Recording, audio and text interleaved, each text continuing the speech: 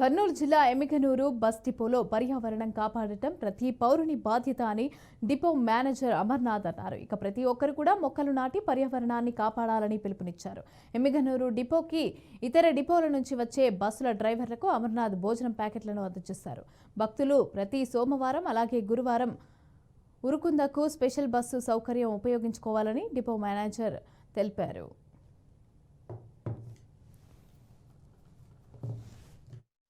ఈరోజు పర్యావరణ పరిరక్షణ దినోత్సవం సందర్భంగా ఈ యొక్క మొక్కలు నాటే కార్యక్రమం చేపట్టినాము.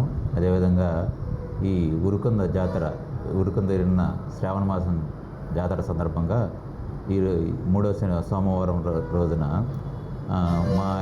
ఇక్కడ మా డిపో నుంచి 15 బస్సులు నడుపుతున్నాం. అదేవిధంగా 20 బస్సులు బయట డిపోల నుంచి మాకు ఈ వీరన్న జాతరకి ఉరుకుందకి స్పెషల్ సర్వీసులుగా నడపబడినాము.